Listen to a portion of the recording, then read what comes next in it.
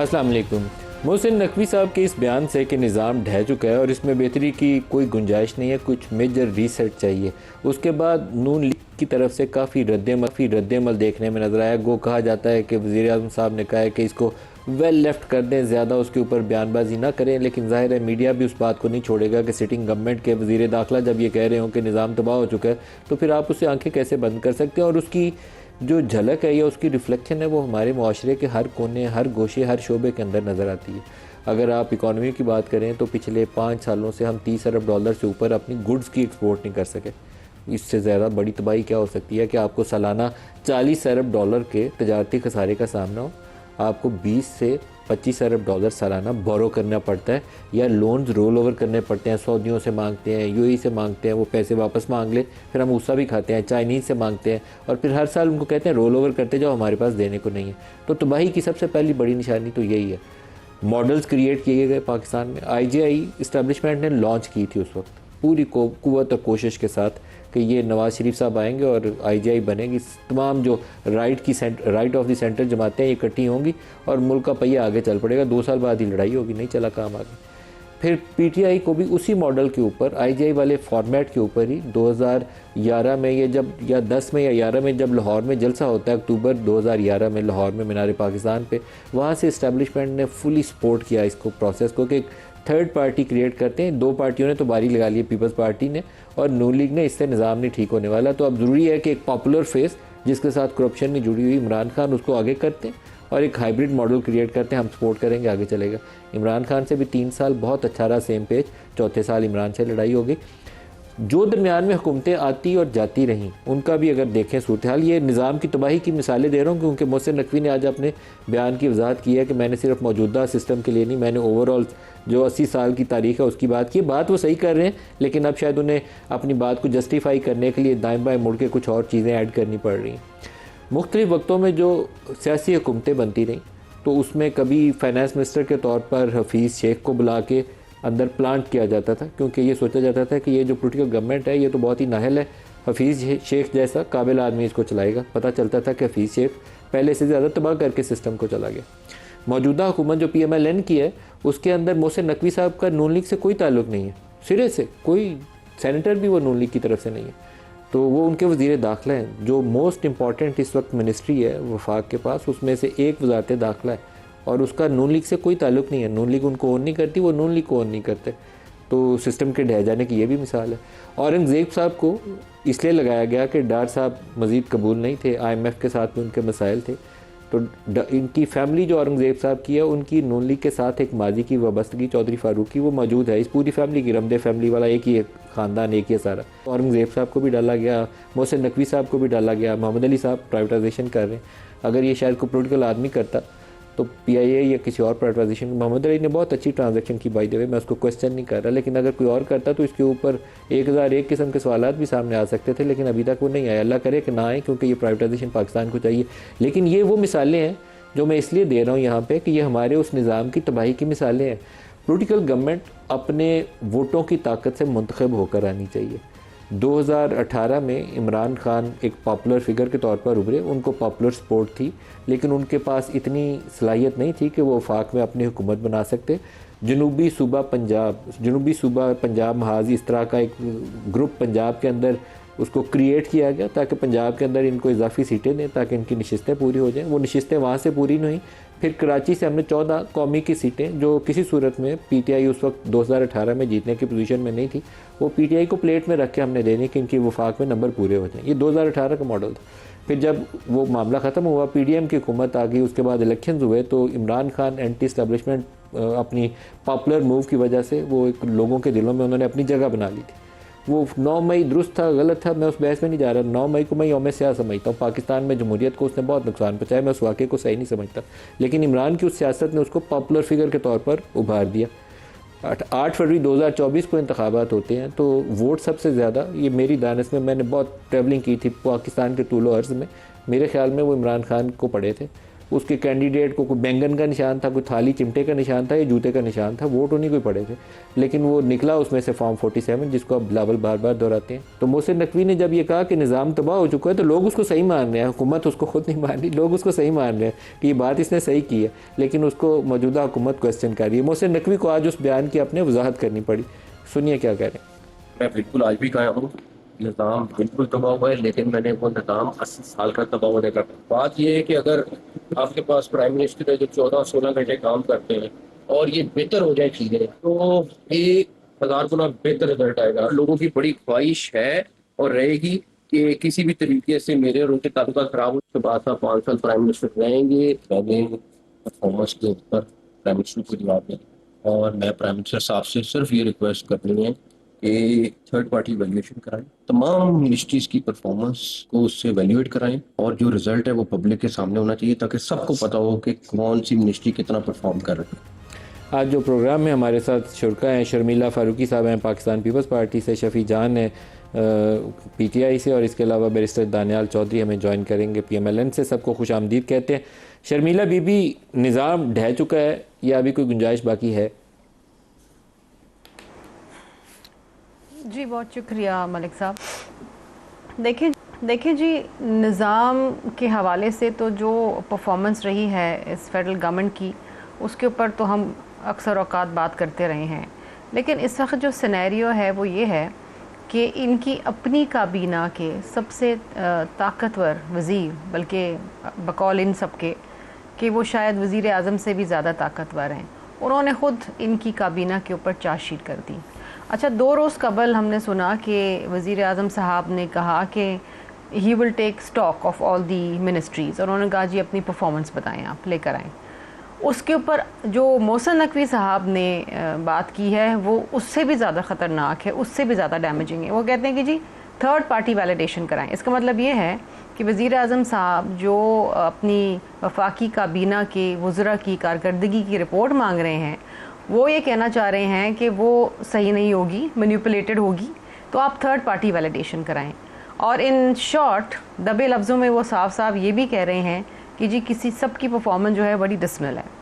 अब ये तो हुकूमत के नुमाइंदे सारे बैठ के ये जी मईशत ठीक हो रही है, आम आदमी को रिलीफ मिल रहा है, मैक्रो इकोनॉमिक इंडिकेटर सही जा रहे हैं, जो फाइनेंस मिनिस्टर भी अक्सर आके कहते रहे हैं, लेकिन इनका सारा जो राज फाश किया है वो तो इनके अपने सबसे पावरफुल फेडरल मिनिस्टर ने कर दिया है।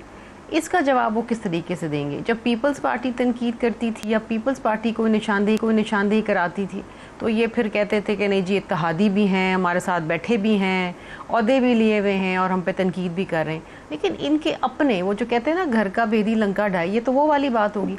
How are they going to respond to this? इसका तो ये जवाब इनके पास है नहीं। ये तो खुद एक बंदा जो घर में बैठा है, थर्ड पार्टी वैलिडेशन वाली आज मोहसिन नकवी ने बात की है, ये उस पहले बयान से अगर ऐड कर लें, सिर्फ उस छोटे से हिस्से के साथ जहां वो कहते थे कि वज़ीर आज़म साहब को लैपटॉप बांटने से अब कुछ नहीं होने वाला, तो अब उसमें उन्होंने मज़ीद एक चीज़ ऐड कर दी है कि आप थर्ड पार्टी वैलिडेशन भी करा लें इनकी कि मिनिस्ट्रीज़ की परफॉर्मेंस क्या है। तो दैट शोज़ कि he has no trust in the system, और इनकी परफॉर्मेंस के ऊपर भी कंप्लीट नो ट्रस्ट का इजहार कर रहे हैं। एग्जैक्टली वो यही कहने चाह रहे हैं ना कि बात ये है कि थर्ड पार्टी वैलिडेशन कराएं ताकि दूध का दूध पानी का पानी हो, साफ चीज़ सामने आए। क्योंकि वज़ीर आज़म को जो रिपोर्ट मिलेगी वजारतों की तरफ से, तो वो तो इस तरह होंगी कि ऑल इज़ गुड। और लैपटॉप जहाँ तक है, आप लैपटॉप बांटे हुए मलिक साहब, इस मुल्क में बिजली नहीं है, इस मुल्क में इंटरनेट नहीं चलता, तो लैपटॉप कहाँ से चलेंगे? मुझे आप ये बताइए। लैपटॉप आप बच्चों को दे तो दें, लेकिन उसके साथ साथ बाकी सहूलतें आप किस तरह देंगे? आप पेट्रोल की प्राइसें हर दिन बढ़ाते चले जा रहे हैं। इस मुल्क में एक बम गिरेगा महंगाई का जो हम बर्दाश्त नहीं कर पाएंगे, ये कोलैप्स हो जाएगा पूरा सिस्टम। लोग यहाँ पर बाहर निकल आएंगे क्योंकि लोगों के पास बिजली का बिल तो देने के पैसे थे ही नहीं, लेकिन अब क्या सड़कों पे वो पैदल चलेंगे? क्योंकि अब वो बसों में भी नहीं सफ़र कर सकेंगे, क्योंकि इतने किराए बढ़ जाएंगे, इतनी महंगाई हो जाएगी। खाने पीने की अशिया जो है, एक नॉर्मल मुतवासत तबके का जो हाउस होल्ड है पाकिस्तान के अंदर, जो एक मिडिल क्लास तबका था, वो तो बिल्कुल ख़त्म हो चुका है। It is finished. वो तो गुजर बसर कर ही सक रहे। आप देखें, अगर आप इनकी ब्यूरो ऑफ स्टेटिस्टिक्स की रिपोर्ट उठा के देख लें, तो वो सारे के सारे तो मुल्क छोड़ के बाहर जा रहे हैं। दुरुस्त। शफ़ी जान से भी इस पर राय लेते हैं। शफ़ी जान साहब, निज़ाम ढह चुका का बयान और फिर ये थर्ड पार्टी वैलिडेशन वाला बयान, लैपटॉप बांटने से कुछ नहीं होना, तो आप क्या कहते हैं? कोई मेजर रीसेट चाहिए, क्या करने की सर्जरी चाहिए, क्या करने की ज़रूरत है? सबसे पहले नदीम साहब आपका शुक्रिया। जहां तक कोलैप्स होने की बात है, जो बयान मोहसिन नकवी साहब ने दिया, तो मोहसिन नकवी साहब इस सिस्टम के सबसे बड़े बेनिफिशरी हैं। अगर वो ये बयान दे रहे हैं कि सिस्टम कोलैप्स कर चुका है, वो इकरार कर रहे हैं, तो वाकई सिस्टम कोलैप्स हो चुका है। अब जहां तक थर्ड पार्टी ऑडिट की ये बात कर रहे हैं, तो ये खुद अदम एतमाद है उन वज़रा के खिलाफ जो इस वक्त कैबिनेट का हिस्सा हैं। अगर इस किस्म की परफॉर्मेंस उनकी है कि इनको ऑडिट करनी पड़ रही है, तो इसका मतलब ये है कि इनको कोई परफॉर्म कर ही नहीं रहे। देखिए, बात बड़ी वाज़ेह है कि जब किसी के मैंडेट का एहतराम नहीं होगा, जब आप किसी का वोट किसी और के खाते में डाल देंगे और उसको हुकूमत पे बैठा देंगे और जिसका मैंडेट होगा उसको आप अडयाला में बंद करेंगे, तो हम तो डे वन से हमारी स्टैंडिंग यही थी, यही स्टांस था इमरान खान साहब का कि ये सिस्टम आगे नहीं बढ़ सकता, ये सिस्टम कोलैप्स करेगा और वो कोलैप्स कर चुका है। ये आए थे मुल्क को डिफॉल्ट से बचाने, ये कहते थे कि जी हमने मुल्क को डिफॉल्ट से बचा लिया। डिफॉल्ट से बचाया या नहीं बचाया ये एक अलग बहस है, इन्होंने तो मुल्क के सिस्टम को कोलैप्स कर दिया। अब बात एक ही है कि इस मुल्क में एक नए फ्रेश इलेक्शन हो और उस फ्रेश इलेक्शन में कोई धांधली ना हो, जिसको जो मैंडेट मिले, जिसको जो वोट मिले, उसके डब्बे से वही वोट निकले। इसके अलावा इस सिस्टम को बचाने के लिए कोई रास्ता नहीं है। पाकिस्तान पे तो इन्होंने हाइब्रिड निज़ाम, ये खुद इसको हाइब्रिड निज़ाम कहते हैं। लेकिन कुछ चीज़ें पीटीआई मोहसिन नकवी के मुतल्लिक ज़्यादा बेहतर तरीके से बता सकती है किसी भी और से ज़्यादा। मेरे ख्याल में मोहसिन नकवी शहबाज शरीफ साहब से ज़्यादा ताकतवर वज़ीर के तौर पर सामने नज़र आते हैं। प्राइम मिनिस्टर के तौर पर शायद वो इतने तगड़े नहीं हैं जितने मोहसिन नकवी साहब मौसर थे जब उनका और अली अमीन गंडापुर का एक बैक चैनल चल रहा था। नवंबर 2024 की बात कर रहा हूँ, ये आपके इस्लामाबाद आने से पहले। तो थोड़ी सी उस पर रोशनी डालें, क्योंकि मोहसिन नकवी का वो पॉजिटिव रोल था जब उन्होंने हेलीकॉप्टर भी दिया, बैरिस्टर गौहर को बिठाया कि आप जाओ, और बैरिस्टर सैफ को भी बिठाया, इंगेज करो इस धरने वालों को। फिर मोहसिन नकवी के ज़रिए ही वो बैक चैनल चल रहा था कि संगजानी बैठ जाएँ। थोड़ा सा आपकी ज़बानी फिर आगे चलते हैं। बहुत सेंट्रल रोल था उस सारे वाक़े के अंदर मोहसिन नकवी का। देखिए, जिस रोल की आप बात कर रहे हैं इसके बारे में बेहतर तो अली अमीन साहब ही बता सकते हैं, लेकिन मैं इस एंगल से इस चीज़ को देखता हूं कि उस वक्त ये हुकूमत जो थी मुश्किल में थी, इस हुकूमत को ख़तरा था। और नून लीग का ये पुराना वतीरा है कि जब ये मुश्किल में आते हैं तो ये पाँव पड़ते हैं और जैसे मुश्किल से निकलते हैं तो गला पकड़ लेते हैं। तो उस वक्त जो मोमेंटम बना था, जो तहरीक का मोमेंटम था, जो लोग सड़कों पे थे, तो ये खुद को ख़तरा महसूस कर रहे थे। जब खतरा महसूस कर रहे थे तो उस टाइम हाथ पांव ये मार रहे थे। इन्होंने हेलीकॉप्टर भी दिया, 7 बजे जेल के दरवाजे भी खोले और खान से मुलाकात भी करवाई गई। उसके बाद आप देख लें कि 2 साल से तो हमने कोई तहरीक नहीं चलाई, लेकिन सख्तियां इमरान खान साहब पे मजीद सख्त कर दी गई हैं। और जहां तक मोहसिन नकवी उस वाक़े से थोड़ा फास्ट फॉरवर्ड कर लेते हैं, पीटीआई वाले मामले को बाद में लेके आते हैं अगले हिस्से में, लेकिन इसको थोड़ा फास्ट फॉरवर्ड कर लेते हैं। 2-3 हफ्ते पहले भी, 4 हफ्ते पहले भी सुहेल अफरीदी की एक मुलाकात हुई थी मोहसिन नकवी से, और ख़बर यह है कि अभी भी आपका ये जो 5 अगस्त वाला प्रोटेस्ट था, इससे पहले दोबारा मोहसिन नकवी और सुहेल अफरीदी का आपस में रब्ता हुआ है। आपकी ज़बानी देखिए, जिस मुलाकात की आप तस्करा कर रहे हैं, जिसको प्रिटेंड ऐसा किया जा रहा था कि वो खुफिया मुलाकात थी, वो कोई खुफिया मुलाकात नहीं थी। उसको तो मैंने बारहा मीडिया टॉक्स में, अफरीदी साहब ने खुद प्रेस कॉन्फ्रेंस में इसका इकरार किया कि मुलाकात मोहसिन नकवी साहब से हुई है, गौहर साहब वहाँ पे मौजूद है और सूबे के अमन व अमान के हवाले से बात हुई है। अभी की जो मुलाकात की आप बात कर रहे हैं, ऐसी कोई मुलाकात नहीं हुई, क्योंकि लोग कह रहे हैं कि उस मुलाकात में ये कहा गया कि आपने इस्लामाबाद नहीं आना, लेकिन अफरीदी साहब ने तो कल सबके सामने 27 सितंबर के डेट की अनाउंस कर दिया और हम इस्लामाबाद आ रहे हैं। वो तो ट्रक की बदली है ना, 27 सितंबर आएगी तो तब आएगी, वो उसको आगे जाके डिस्कस करते हैं, लेकिन आपस में कांटेक्ट चल रहा है, कांटेक्ट चल रहा है। देखिए, इस वक्त अफरीदी साहब एक मनसब पे विराजमान है और इस वक्त नकवी साहब भी एक मनसब पे विराजमान है, वो मुल्क के वजीर दाखिला है। अमन व अमान के हवाले से बिल्कुल रब्ता होता है उनसे, सिर्फ और सिर्फ अमन व अमान के हवाले से, इससे ज्यादा ना सियासी कोई बातचीत होती है। बिल्कुल ठीक है। बैरिस्टर दानियाल चौधरी साहब हमें ज्वाइन कर चुके हैं जी, पार्लिमानी सेक्रेटरी इत्तलात हैं। बैरिस्टर साहब बहुत शुक्रिया, आपने हमें ज्वाइन किया। सर, निज़ाम ढह चुका है और लैपटॉप बांटने से कुछ होगा नहीं। वो कहते हैं मैं अपने बयान पर कायम हूँ और वजीरों की कारकर्दगी देखनी है तो एक थर्ड पार्टी ऑडिट या वैलिडेशन करके देख लेते हैं। आपको शॉर्ट्स तो आते हैं पहले जी, मैं सुन लिया, थर्ड पार्टी वाला दोबारा सुनवा दें जो भी सुना है। मैं प्राइम मिनिस्टर साहब से सिर्फ ये रिक्वेस्ट करनी है कि थर्ड पार्टी वैल्यूएशन कराएं, तमाम मिनिस्ट्रीज की परफॉर्मेंस को उससे वैल्यूएट कराएं और जो रिजल्ट है वो पब्लिक के सामने होना चाहिए ताकि सबको पता हो कि कौन सी मिनिस्ट्री कितना परफॉर्म कर रही है। Best sir. Thank you जी for having me on the show. So I run a corporate company and a firm myself, जहाँ मैं अपनी पूरी टीम की, जो हमारे बेस्ट परफॉर्मिंग लोग भी हैं, उनकी एनालिसिस कराते हैं, उनकी एक फ़र्म हायर करते हैं जो उनके कारकर्दगी की एनालाइज करती है आफ्टर एवरी 2 years, और उसके ऊपर उसके बाद जो है किसको शाबाश जानी है, किसको इंक्रीमेंट जाना है, किसको नहीं जाना, किसकी क्या वैल्यूएशन है, तो वो हम आगे देते हैं और हमें मिलती है बेसिकली।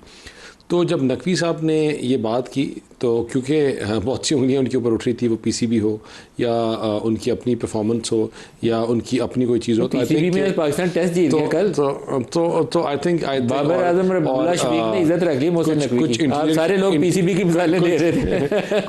कुछ इंटीरियर की बातें कर रहे थे। I think by that he meant that. और कोई भी परफॉर्मेंस गेज करना और उस गेज करने के बाद उसको सज़ा या जज़ा का कॉन्सेप्ट इज़ नॉट रॉन्ग, लेकिन व्हाट इज़ वेरी इंपॉर्टेंट कि उन सारों की दुकान बंद होगी जो कहते हैं मोहसिन नकवी ने ये कह दिया, तो मोहसिन नकवी ने वो कह दिया, तो ये कह दिया। शहबाज साहब is here to stay, he is not going anywhere. ये जो सिस्टम था, जो लहू लहान था, लंगड़ा लूला था, जो चलने के लिए तैयार नहीं था, उसको एक्टिवेट किया शहबाज साहब ने और उसको वापस अपने कदमों के ऊपर खड़ा किया और वहाँ लेकर आ गए कि आज वो टेक ऑफ के पोजीशन के ऊपर है। ये वो मुल्क था जो 24, 45, 70 घंटों में डिफ़ॉल्ट होने लगा था और वहाँ से आज तक का ये बहुत लंबा सफ़र है। तो इसमें दिन रात की मेहनत है, यहाँ इसमें आपके इदारों का सेम पेज में होना, यहाँ चीज़ों के ऊपर इकट्ठे बैठकर काम करना, उसी की वजह से आपको इंटरनेशनल आइसोलेशन हो या इमरान खान का भी था, आपका भी है, क्या फ़र्क है दोनों में? देखें, दो बंदों का सेम पेज के, वाकई ये भी बड़ी आपने अच्छी बात की है।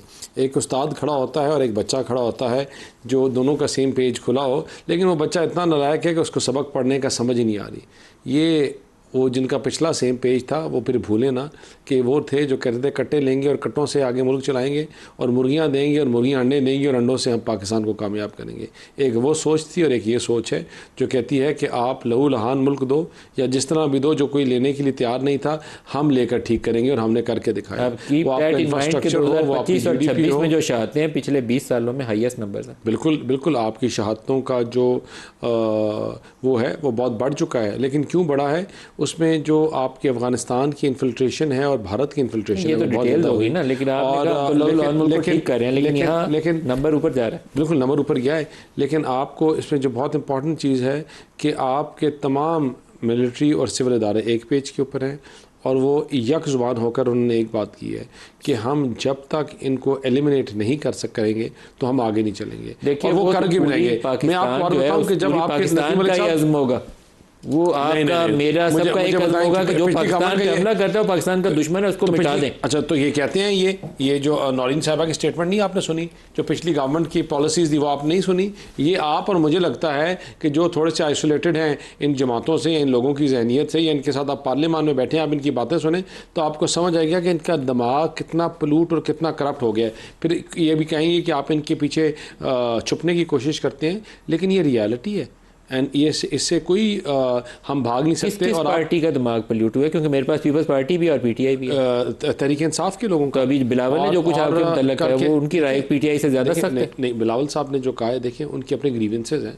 उनकी ग्रीवेंसेज इसलिए कि उनको ये टिकटॉक वाला भी सुनाते हैं। मैं बिल्कुल सुनाता हूँ। वो टिकटॉक वाला करके उन्होंने अपने मीम्स बनवा लिए, लेकिन बिलावल, क्योंकि मैं I have a lot of love and respect for him, लेकिन देखिए पॉलिटिकल डिफरेंसेस होते हैं, पॉइंट स्कोरिंग भी होती है। जब इलेक्शन होता है माहौल गर्म हुआ होता है और उस गर्म माहौल में आप बहुत से छक्के मार जाते हो, लेकिन इन रियलिटी अगर हम बात करें, तो कहते हैं आप लोगों ने ठप्पे मारे सर, नहीं, हम कहते हैं 47 भी पीछे रह गए, 47 प्लस हो गई। आप सारे इलेक्शन देखें, आपके खालिंग पोलिंग स्टेशन से लेकर पोलिंग बूथ से लेकर आप पूरा एक प्रोसेस आपके सामने था। यहाँ जो लोगों ने हमारे ऊपर एतमाद का इजहार किया वो भी इसलिए किया है कि देखिए, अगर खाली ठप्पे लगे होते तो 9 बजे प्रेस कॉन्फ्रेंस ना करते, फिर 11 बजे ना करते, फिर 11:30 ना करते। ठप्पे उनको पता है किस टाइम पे लगते हैं। जो इलेक्शन लड़ता है ना, जो 3 इलेक्शन लड़ चुका है, उनको ठप्पों का भी पता है, तरीकाकार भी पता है और सबको पता है जो लड़ चुके हैं। शायद आपको ना पता हो, लेकिन हम जो ठप्पे मारते हैं नहीं, जो 3 इलेक्शन लड़ चुके हैं उनको तरीकाकार पता है, क्योंकि उनके खिलाफ वारदातें हुई नहीं है। अच्छा शर्मिला, ये जो ठप्पों वाली कहानी है, ये इस कश्मीर इलेक्शन में एक चीज़ ज़रूर हुई है। पीपल्स पार्टी,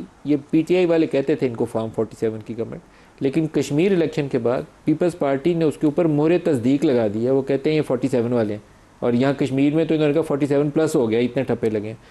आपकी ज़ुबानी सुन लो, अब तो थोड़ा सा काफ़ी मामला आगे आ गया। आप क्या इस बात पे कन्विंस हैं कि ये फॉर्म 47 वाले?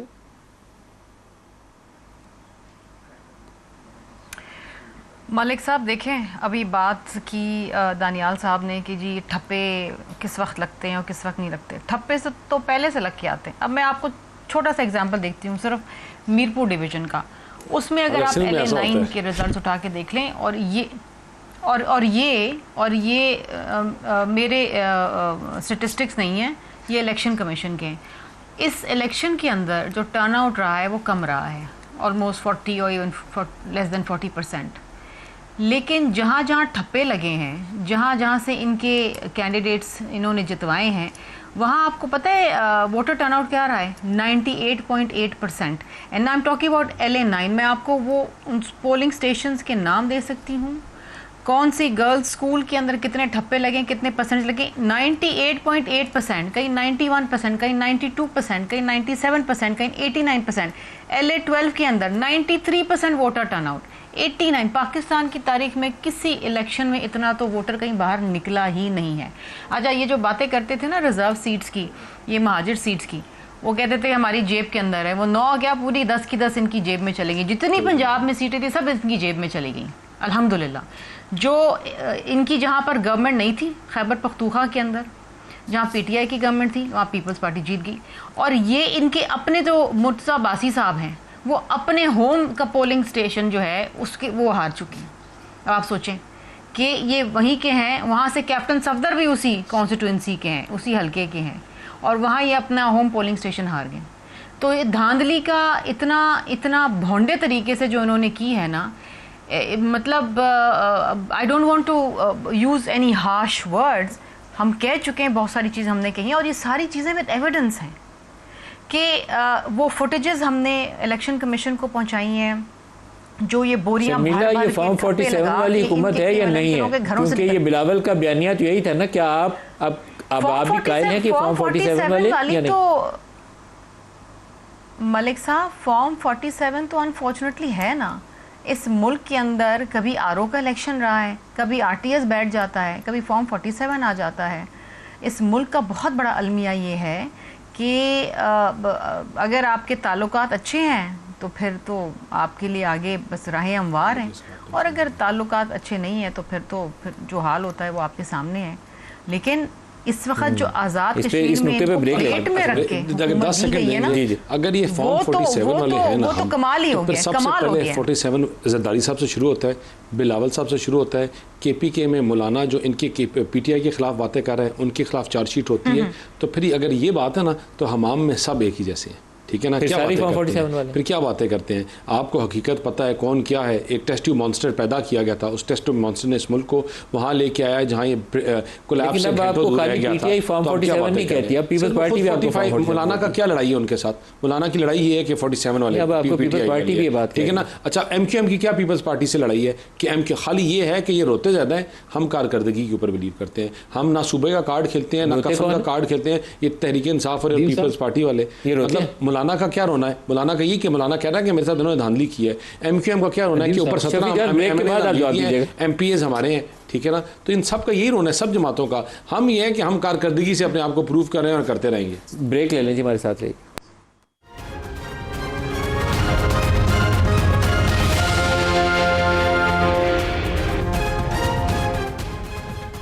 प्रोग्राम में दोबारा खुश आमदीद कहते हैं। सोहेल अफरीदी की स्टेटमेंट 27 वाली सुन लीजिए, फिर चलते हैं शफी जान के पास, दिखाइएगा।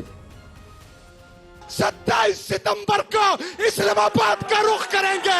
हमारे कुछ मुतालबात हैं। पहला मुतालबा कि इमरान खान साहब और बुशरा बीबी साहिबा के तमाम केसेस इंसाफ के साथ सुने जाएं। दूसरा मुतालबा कि इमरान खान साहब पर जो पाबंदियां लगी है, चाहे वो मुलाकातों पर है, चाहे उनके जाती डॉक्टर्स पर है, वो सब उठानी चाहिए। कल उनके वकला, डॉक्टर, उनकी फैमिली, इनकी मुलाकातें खोली जाए जल्द अज जल्द। हमें इंसाफ नहीं मिला तो 27 सितंबर भूलना नहीं।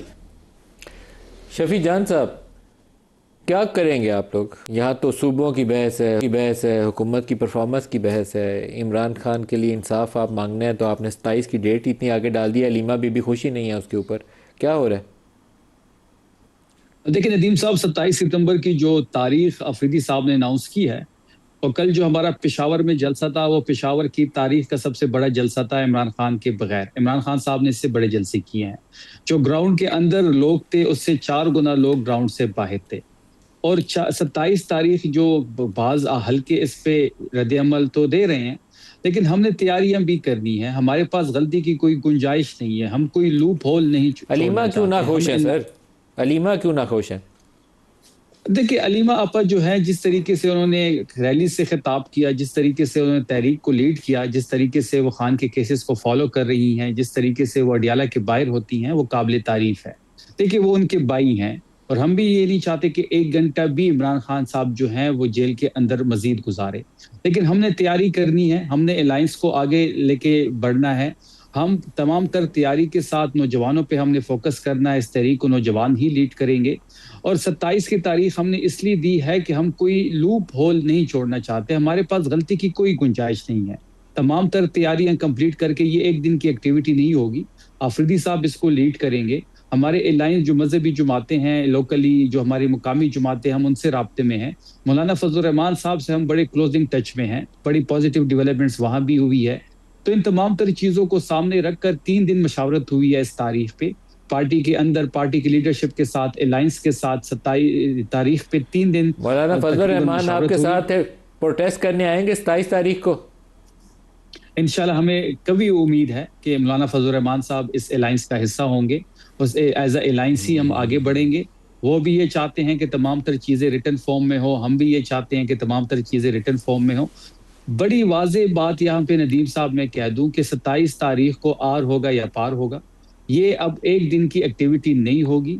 हमारे पास कोई ऑप्शन रहा ही नहीं है। आप 27 तारीख की बात तो कर रहे हैं, लेकिन पूछना तो ये भी चाहिए कि पिछले 2 साल से तो कोई तहरीक नहीं चलाई गई। जब पिछले 2 साल से तहरीक नहीं चलाई गई, 8 महीने अफरीदी साहब सीएम थे, तो सख्तियां तो मजीद सख्त होती गई हैं। 9 महीने से इमरान खान साहब आइसोलेशन में हैं। जब 27 की तारीख इसलिए हमने दी है कि हम तमाम तर तैयारी करके, तमाम तर अपने साथ लॉजिस्टिक सपोर्ट, तमाम तर मकतबा फ़िक्र से ताल्लुक रखने वाले लोगों को हमने एतमाद में लेना है। नौजवान हमारा फोकस है। नौजवान लीड करें। शर्मिला बीबी से पूछते हैं, शर्मिला बीबी, क्या इमरान खान को बाहर आना चाहिए या जेल में ही रहना चाहिए? ये सवाल मैं इसलिए पूछ रहा हूँ क्योंकि माजी में जरदारी साहब ने 10-11 साल जेल काटी, फिर नवाज शरीफ साहब को जेल डाला गया, मरियम भी जेल गई और वो सारे लोग बाहर आए। फिर पता चला वो सारी केसेस जो थे सियासी बुनियादों पे बने थे। तो अब इमरान के केसेस जो हैं वो सही वाले क्रिमिनल वाले जेट ब्लैक वाले केसेस हैं या वो भी पॉलिटिकल केसेस हैं? मलिक साहब, आप मुझे कितने टाइट स्पॉट में डाल रहे हैं। देखें, इमरान खान साहब के जो मुकदमा, जहाँ तक मैंने पढ़ा और इस पे हम गुफ्तगू करते आए, एक तो उनका फॉरेन फंडिंग का केस है जिसके अंदर वो अकाउंट्स डिस्क्लोज ही नहीं कर रहे थे, वहाँ अगैन उनकी गलती है। फिर उनका जो वो घड़ी वाला केस है, वो जो तोशा खाने वाला, वो मुझे याद है कि it started off with right to information. किसी जर्नलिस्ट ने वो इन्फॉर्मेशन मांगी और फिर वो कैबिनेट डिवीज़न उसको रेजिस्ट करती रही, इवेंचुअली हुआ, फिर पता ही चला कि जी बेच दिए, पैसे नहीं, वो सारी चीज़ें। ये गलती तो उनकी है ना। ये मुकदमे तो ना पीपल्स पार्टी ने बनाए ना PMLN ने बनाए, ये तो उनकी अपनी कोताहियाँ हैं ना। He should have been more careful. एक public figure, sitting prime minister, उनको मालूम होना चाहिए था कि इट्स सो इम्पॉर्टेंट कि आप अपने एसेट्स और अपनी इनकम और अपनी सारी चीज़ें इसको प्रॉपर तरीके से डिक्लेयर करें। दूसरी चीज़ ये है कि हम कभी भी इस बात को सपोर्ट नहीं करते कि कोई बेगुनाही में जेल काटे। We never believe in this. People's party ना, हमारे तो दौर के अंदर जब सदर साहब सदर पाकिस्तान थे पहले टर्म में और गिलानी साहब वज़ीर आज़म थे, एक सियासी कैदी नहीं था। अब इनके दौर में, इमरान खान के दौर में तो हर बंदा, चाहे वो जर्नलिस्ट हो, सियासतदान हो, कोई और बिजनेसमैन हो, या तो उनको गालियाँ पड़ती थी, या तो उनकी तज़हीक होती थी, या वो जेल में होते थे। अच्छा, अब बात ये है मुकदमे सही या गलत, वो तो अब अदालतें फ़ैसला करेंगी, मैं और आप तो नहीं कर सकते, वो वॉट एवर रीज़न। लेकिन बात यह है कि जब आप कैद व बंद की सोबतें बर्दाश्त करते हैं तो फिर आपके कुछ अख्तियारात, राइट्स होते हैं।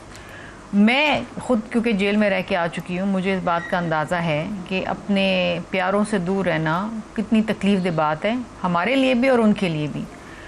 अब आइन और कानून के मुताबिक और जेल रूल्स के मुताबिक मैं ये समझती हूँ कि उनकी मुलाकात होनी चाहिए थी, या उनका जो इलाज था होना चाहिए था। मुझे नहीं पता कि I don't follow Imran Khan because मुझे इतना इंटरेस्ट नहीं है उनके अंदर। लेकिन इन्होंने भी अपनी पूरी सियासत का जो महवर है वो इमरान खान को बना दिया है। सूबा खैबर पख्तूनख्वा जो दहशतगर्दी की आग में सुलग रहा है उसमें इनको कोई इंटरेस्ट नहीं है। They should actually focus on serving their people.